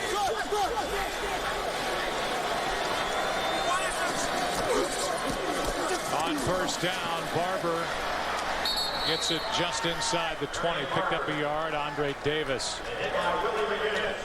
there to make the stop. McGinnis in on it as well. The early game headlines, and a big one, which is at the end there. Tom Brady left the game in the first quarter with an ankle. Looked like he got his knee driven into as well on that play against Kansas City. Brett Favre, 15 for 22, 2 touchdowns, and Donovan McNabb and the Eagles just took apart the St. Louis Rams defense. That was without Reggie Brown on the outside, and certainly without Kevin Curtis. Romo on second down hits Barber, scoots to the 15, picked up 5 yards. 3rd down coming up. You know what's amazing is to sit here and watch this game, Joe, and even all of last year, is Tony Romo and how accurate he is throwing the football. I mean, even that throw, and not a difficult throw to make, but yet he delivers it right in a position to where Marion Barber can make the catch and still make a guy miss and pick up extra yardage. We saw the throw a moment ago to Patrick Creighton, catch it on the run. So many times he puts these receivers in a position to get extra yardage after they make the catch because of where he's putting the ball on them. 3rd down and 3, and a handoff is to Barber. Another helmet comes off, and Barber is ripped down right at the marker. Depends on the spot. It looks like he has enough for a first down, and Sean Rogers loses his helmet again. You know, I've got to believe that this offensive line will take a look and see how it happens. 92 there in the middle, and it didn't even look like it looked like the shoulder pad came up when Corey Proctor was engaged with him, and that is what knocked the helmet off. And if that's the case, the equipment manager, he needs to start doing a better job. 6.5 to play in this 3rd quarter. First down for Dallas. Ball at the 11. This is Felix Jones, the rookie, pounding it in for a touchdown. Touchdown Dallas, and it's Felix Jones getting it after a marvelous career at Arkansas, and he makes good on his opportunity here in the 3rd quarter. Yeah, and he wanted that ball back. It got knocked out of his hands. His first rushing touchdown of what will probably be a great NFL career. He's just going to take it right up the middle. It's pretty simple. They pull Corey Proctor on the counter play, and then it's him on linebackers and a safety, Sean Jones, trying to make the tackle. And boy, they are raving in Dallas about this young running back. How about the first NFL carry for Felix Jones results in an 11-yard touchdown run. And a player that the Dallas Cowboys got with a first-round pick they picked up from Cleveland the year prior when Cleveland wanted Brady Quinn. Pounds it in here against the Browns. 28-7 Dallas. Dallas Cowboys just introduced their newest weapon to a national audience, Felix Jones, as they tend to that gash under the chin. And earlier we're checking Tony Romo pushing on his jaw after suffering that hit and opened up the wound, and then he took his team down the field. Their longest touchdown drive of the day. This is Lawson. Lawson with a good return out across the 30 to the 33. Kevin Burnett on the stop, a return of 30 yards, and there it is. First crack at it for Felix Jones, 11 yards and a touchdown. You look at what they did a year ago, 8th in the NFL in total offense. They have 118 today, and they are in catch-up mode. And this good Dallas defense will have a chance to come after Derek Anderson. They do, and the pass incomplete for Harrison. This is tee-off time for this Dallas defense, and that's not good news for Anderson. Well, it's a good call by offensive coordinator Rob Chudzinski, knowing that the Cowboys were going to try to bring some pressure and get after Derek Anderson, knowing that they're in a passing now situation the rest of this game. They run the screen much like they did earlier, and they just aren't able to execute it. That's Jay Ratliff, who's the starting nose tackle, splitting time with Tank Johnson. And it's 2nd down and 10. This so far has been a stumble out of the gate for the Browns, and now a timeout. So they have to burn a timeout with 6:11 left in the ball on the defense of Brian Stewart on the right. Ball at the 33-yard line. Derek Anderson has thrown 7 straight incompletions after the 2-yard touchdown to Kellen Winslow early. Flushed out of the pocket, he has to run. And he slides down at the 39-yard line, a gain of 6. Let's go down to Pam. Joe, at one point, about 1,000 people tended to Tony Romo, that gash under his chin. He's got a fairly unattractive bandage job on that chin at the moment. They also took a good long look at his left hand. He's got a cut on his left hand that also needed bandaging, and they're icing it right now as he talks to Jason Witten. Jason Garrett. Back to you. All right, Pam. Well, obviously that's something to keep an eye on as this game goes on. I mean, it's a 21-point game at the moment. This could be a game where he doesn't even have to finish if they don't want to run him back out there at some point. As Anderson on 3rd down can't find anywhere to go with it. Throws, and it's broken up. Good play by Anthony Henry. Pass intended for Jason Wright. It's 4th down, and it's the punt team on the field again for Cleveland. Yeah, you called it, Joe. That was an excellent play by Anthony Henry, because once the quarterback gets outside of the pocket, you've got to kind of try to decide, okay, am I going to come up and take him, or am I going to stay with the receiver? And he was able to do that. Now, Derek Anderson was afforded a little bit of time there on the last couple of throws that he had. He just couldn't find anybody open down the field. Anthony Henry broke in with the Browns, was here from 01 to 04, had 10 interceptions as a rookie. And now penalty flags fly. False start, 87, offense, 5-yard penalty, 4th down. Starnell Dinkins. And this is a frustrated crowd here in Cleveland. And it's a frustrated Romeo Crennel as well. And the entire group, offensively and defensively, players are frustrated, and rightfully so. I mean, some of the things, they've got some injured players, but some of these false starts and everything else are just unacceptable. Jones will watch it head out of bounds. Good punt by Zastudil. So Zastudil hits it 46 after the OT. And Romo is back out there. Cut up chin and all.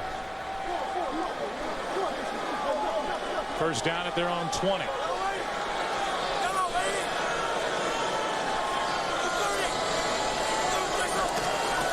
Felix Jones in the backfield. They fake it to him, and now over the middle, Witten.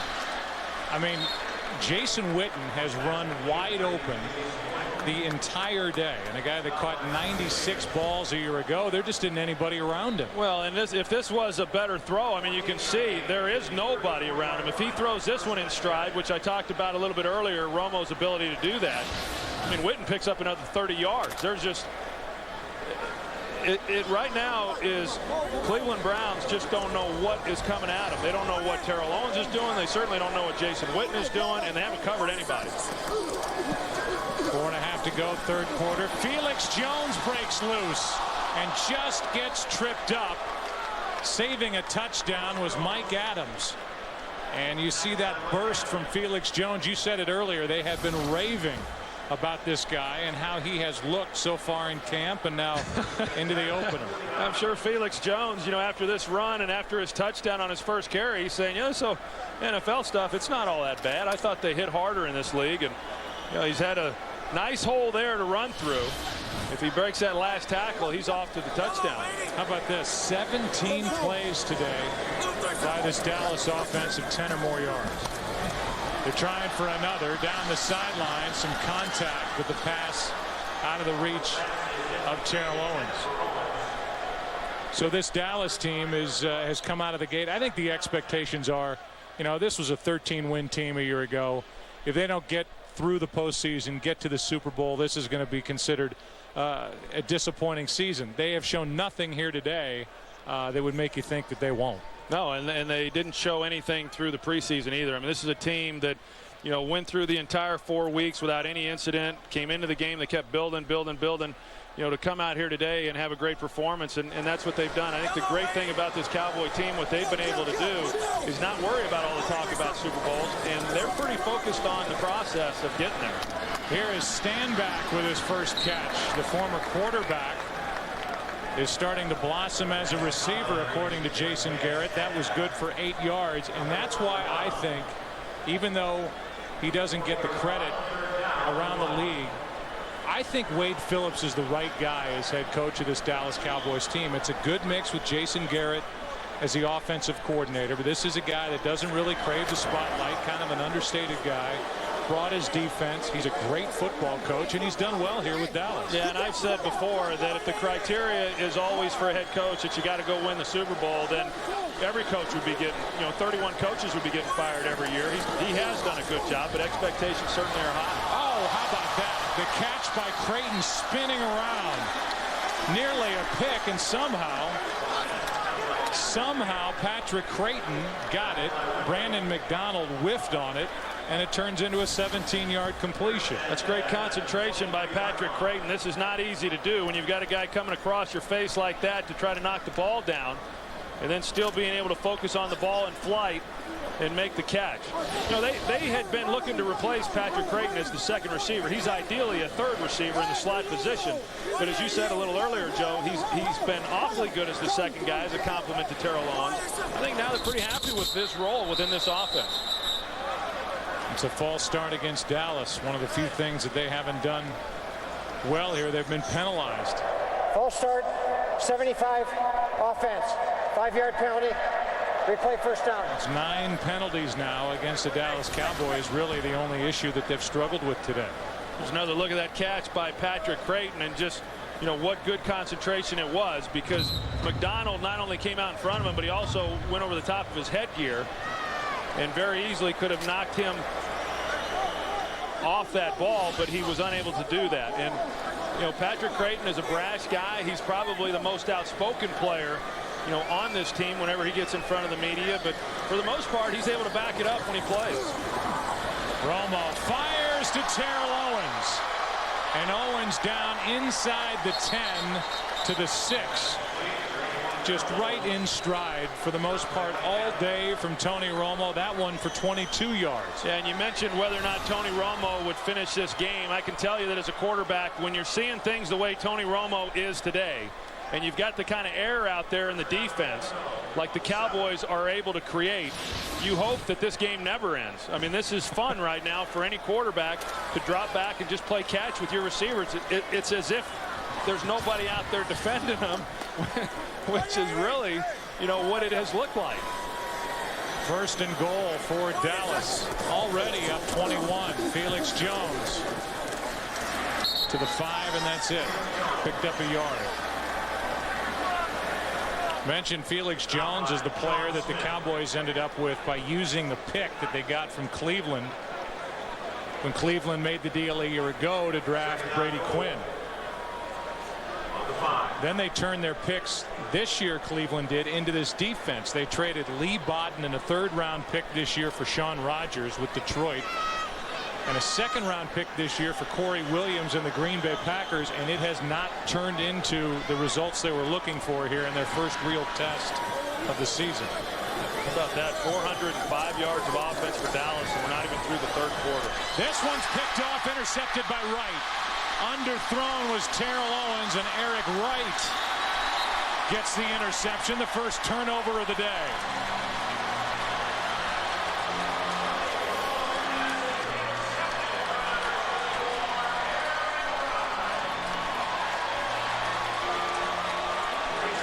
So while it has all gone the way of Tony Romo and for the most part Terrell Owens, this one picked off by Eric Wright. Then you see Tony Romo, he's staring it down a little bit. He knew he wanted to go to Terrell Owens there, and because of some pressure, he let the ball go high, and then Wright was able to come underneath that throw. He was anticipating slant, and a bad decision really by Tony Romo. The return out to the 13-yard line, and Cleveland needs a touchdown on this possession. Jamal Lewis barreling his way out across the 35. What a run. 24 yards for Jamal Lewis. That is some great running by Jamal Lewis. I mean, we've always known that this guy is tough to get to the ground. I mean, you see the contact that is initiated, and he just keeps his feet going. A determined runner right there. They're trying to strip the ball out. He's able to hang on to it. Quarter and a half. See if the Browns go in his direction. Instead, a delayed handoff to Lewis. Penalty flag in the area of a hold as Lewis picks up 7. DeMarcus Ware on the tackle, and this one's against the Cleveland Browns.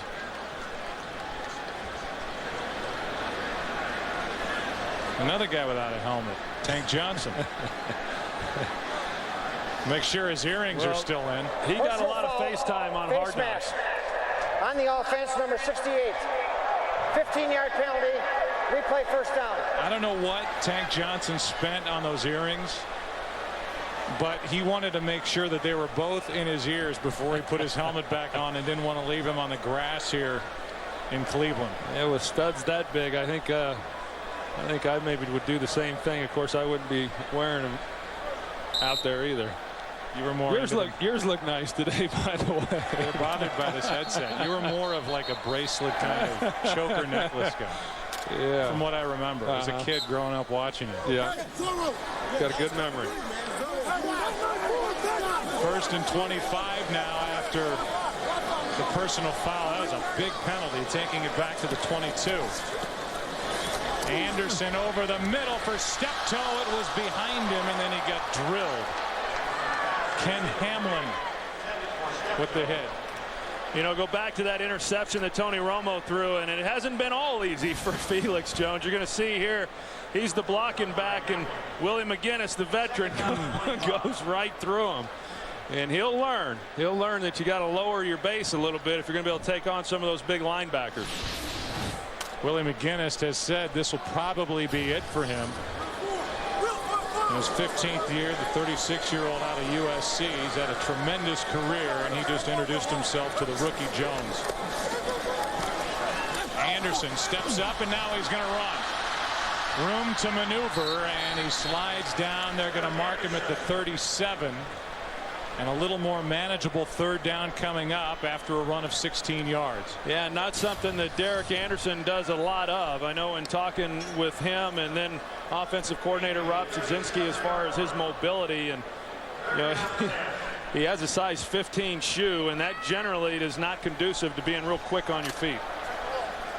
How about with his arm? The last completion for Derek Anderson was with 12:43 left in the 2nd quarter. A 2-yard touchdown pass to Kellen Winslow. So the passing game has been shut down. This one is a completion, and it's good for a first down to Steptoe. A blitz was coming, and Derek Anderson just got rid of it before Henry laid him out. Yeah, really good job. He's going to get pressure on his front side right here by Anthony Henry, and he hangs in there. I mean, an unblocked guy, he knows he's unblocked. He hangs in there and takes the hit and delivers a perfect ball. You know, a guy that's unwilling to do that, then you let the ball go a little bit high, it's incomplete, and you're punting. A good job by Derek Anderson. That was a big first down out to the 49-yard line. Steptoe with a catch, a guy who was on the practice squad all last year. This is a Cleveland team. There's Winslow, good for 9. This is a Cleveland team that is very thin on the outside. They just got Braylon Edwards back. Steptoe was on the practice squad last year. They're without Juravicius for the first 6 weeks. Cribbs is inactive. Dante Stallworth hasn't played with a bad groin. And they just activated Steve Sanders off the practice squad. They are really thin out there. Yeah, and I think the loss of Joe Juravicius is really huge. I mean, you're talking about a guy who had 50 catches last year, and it's hard to make up that kind of production. 2nd down and 1. Anderson throws, and wide open is the rookie. The catch is made by Sanders, good for 18 yards. Just activated off the practice squad, and he's good for 18 and another first down. Yeah, and you're going to have Braylon Edwards on the outside, and then you're going to have him coming in behind that. Anthony Henry there at corner, he has to run off because of Braylon Edwards, and that's the hole right there in the middle. Well executed. Good job by Braylon Edwards, knowing that he's probably not going to get the throw, but he was vital to opening up that zone. And Derek Anderson laying it in there in front of Henry. So Sanders getting a chance and making a catch and setting up a first down at the 24-yard line. Anderson trying to get hot. Play action. Anderson chased again, and he slides shy of the 20. Still took a hit from Henry. And Derek Anderson gets up and shoves Anthony Henry. Yeah, you know, he takes a hit, but you know, once he got outside the pocket, nobody was really helping him downfield and trying to get open for him. Here's the end of that play when, you know, he gets smart and then finally goes down, and you know, you give yourself up. I think that was a good no call. Henry comes in. If he gave himself up a little bit earlier, then you know that likely would have drawn a flag. And now down 21 points. The Browns can't get the play in. And Derek Anderson is frustrated as going 0 for 9 during a stretch after their only touchdown of the day. Down by 21 at 2nd down. Anderson with time throws low for Winslow. And now it's 3rd down. And no matter what happens the rest of this drive, you know that those 2 used timeouts are going to come back potentially and really hurt this Browns comeback effort if they can mount some sort of rally here in the 4th quarter. It's 3rd and 7.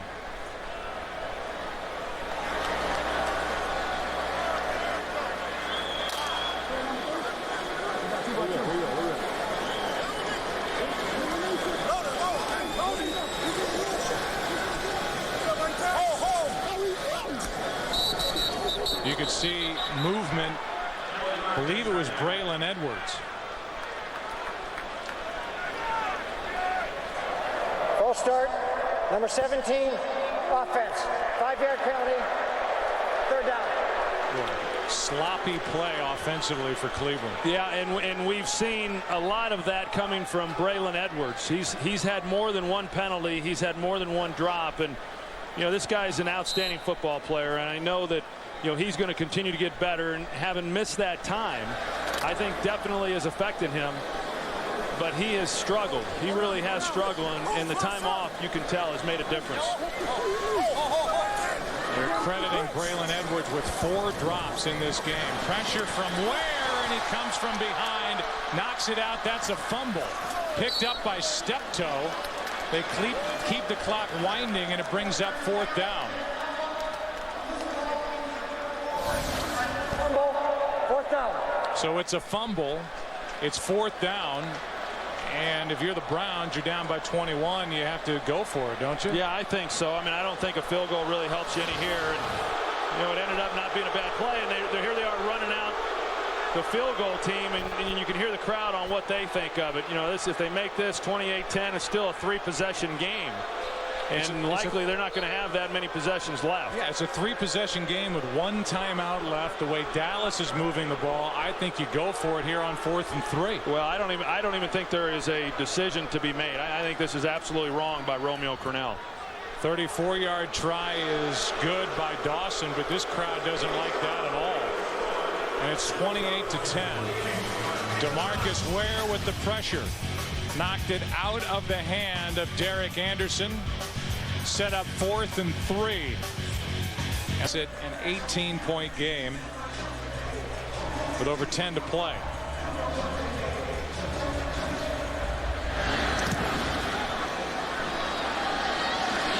Felix Jones catches it over his shoulder and takes a knee. Dallas will start at their own 20 as they lead it 28-10. Highlights from around the National Football League here in the opening weekend. Plenty to talk about, and we'll be watching. We ask you to as Romo tosses.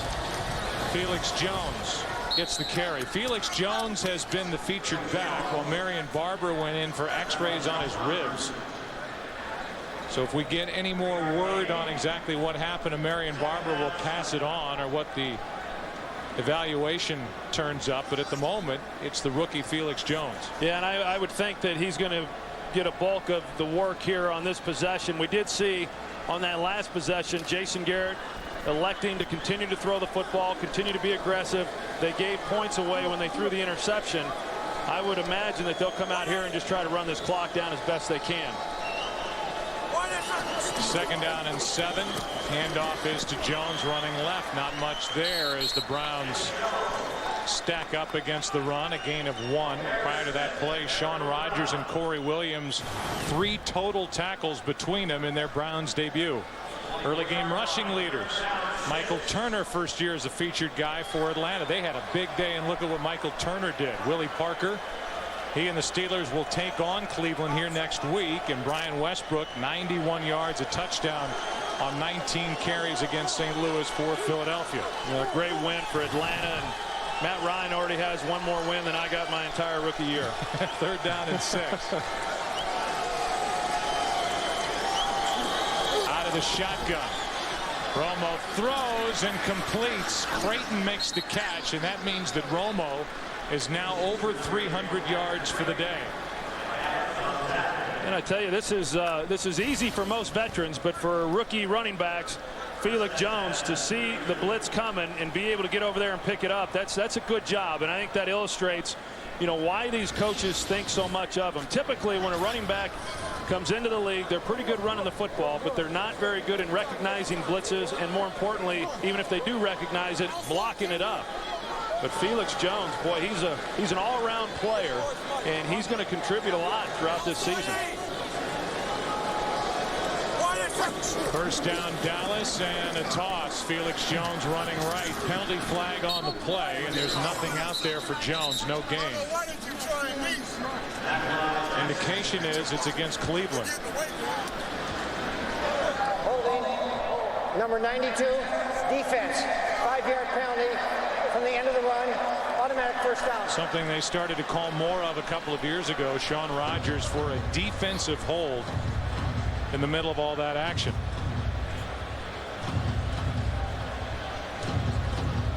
Well, you just look at this Browns team with high expectations coming in, and granted, I mean, as we've said, some of the guys not 100% that are playing. Dante Stallworth not out there. Rodney Poole did not play the safety for them. But they've got some work to do if they're going to be ready to get out there to next week against Pittsburgh, a good Pittsburgh team, and rebound from this difficult performance. That's 9 penalties now against the Browns, all coming after the 1st quarter in this game. Right up the gut. Felix Jones hit the hole without any problem, barely touched, and a penalty flag comes in back near the line of scrimmage, and it's a hold against Dallas.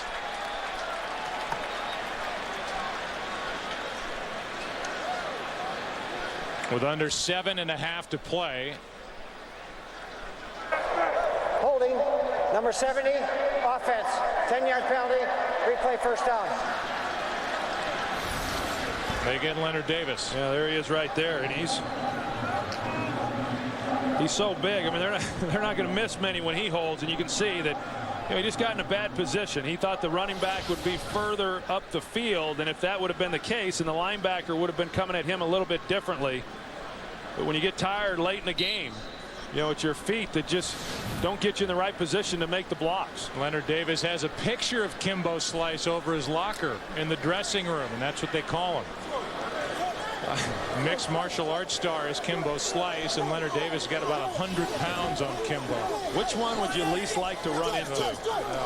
Opt for neither. Forget it. 1st and 20 now. Romo just flips it backhand to Choice, and a penalty flag comes in again. Flozell Adams, it looked like, was guilty of a hold.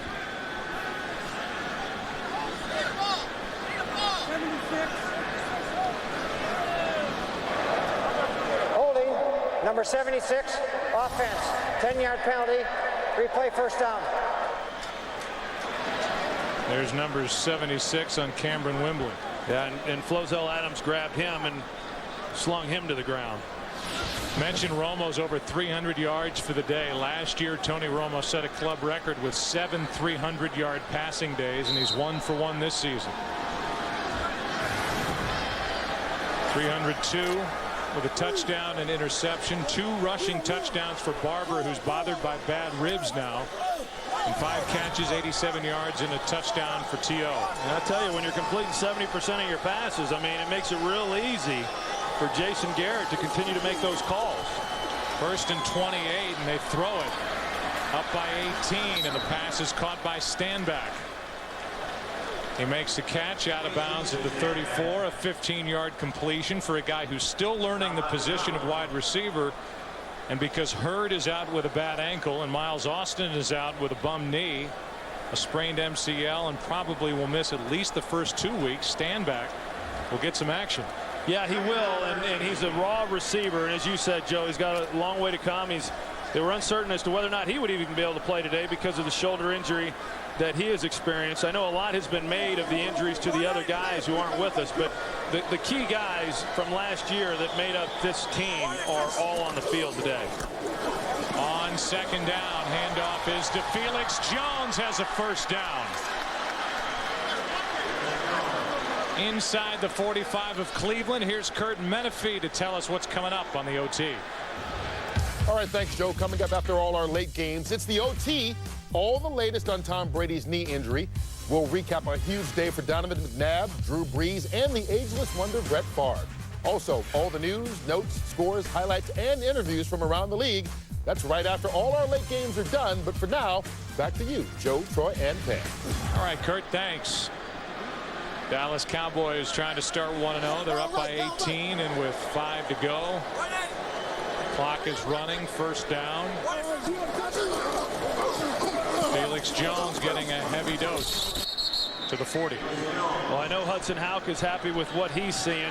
He's the offensive line that came to the Cowboys this year from the Dolphins. He was the offensive line coach when I was playing for the Cowboys for a number of years, and a little different philosophy for this Cowboy team from when he was here the first time with Emmitt Smith and running the football. And I know that here in the 4th quarter, running the ball the way that they are has got to make him happy.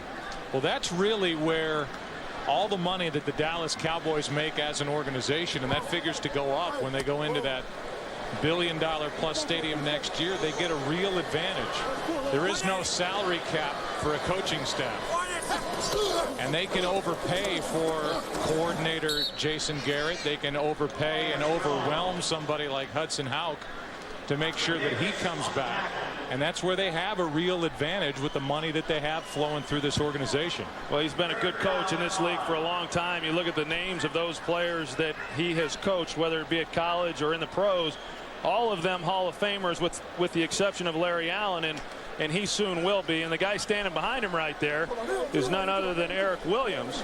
He's a longtime right tackle, played some left tackle back while I was playing, and is now an assistant offensive line coach to Hudson House. 3rd down and 5, and this is Choice, and it doesn't matter who's carrying it. There's plenty of room to run in front of him.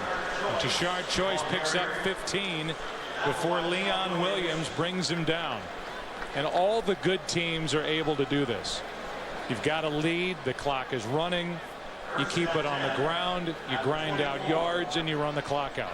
Well, you look at Dallas this year, even New England last year, Seattle over the years.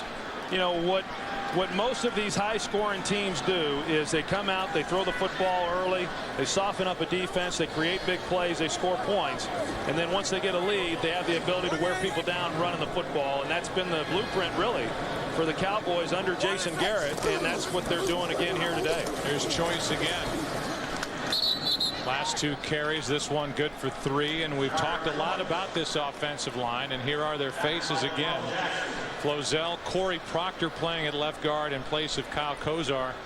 Then Gerard in the middle, Leonard Davis, a Pro Bowler, and Mark Colombo, who has really been a find for this Dallas team after suffering injuries while with Chicago.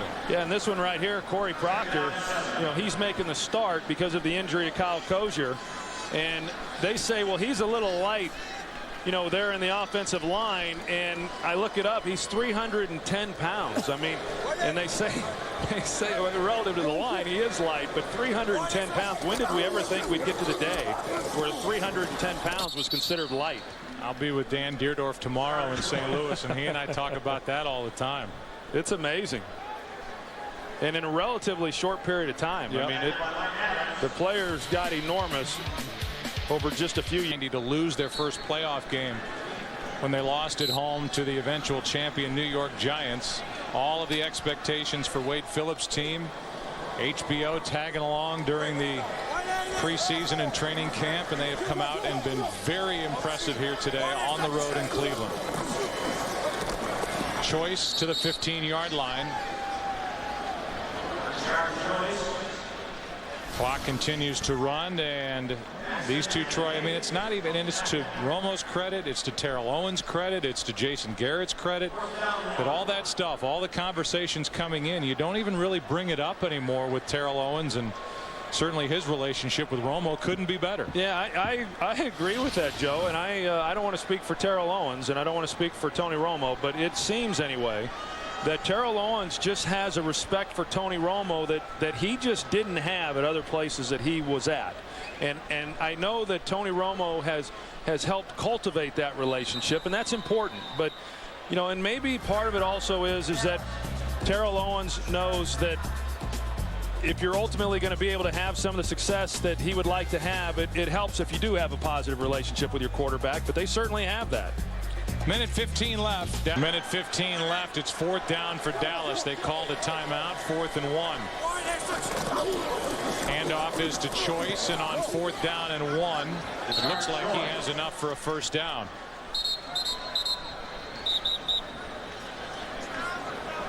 And it is enough for a first down, and that will in effect end this game with under a minute to go as Choice picked it up. The upcoming schedule for the Cleveland Browns, they better get it figured out here in a hurry. 3 divisional games. They're at home against Pittsburgh, a big one, at Baltimore and at Cincinnati before their bye week, while the Cowboys are at home against Philly on Monday night, at Green Bay, at home against Washington, and then Cincinnati.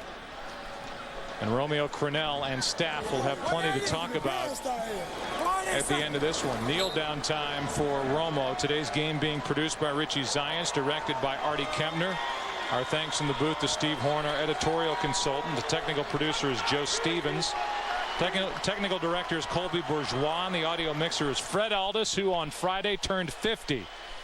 The editorial consultant is Steve, as I mentioned. The broadcast and associate directors are Derek Manning and Judy Wong. The broadcast associates Rich Gross and Bentley Elliott. And a halftime show produced by Bill Richards. I'm only halfway through. I know the OT's coming up, but I have more to read, Richie. The studio show is produced by Scott Ackerson, directed by Bob Levy. The highlights coordinator is Janice Kazaza. Should I go on? Yeah, we'll be back. I have more names for you.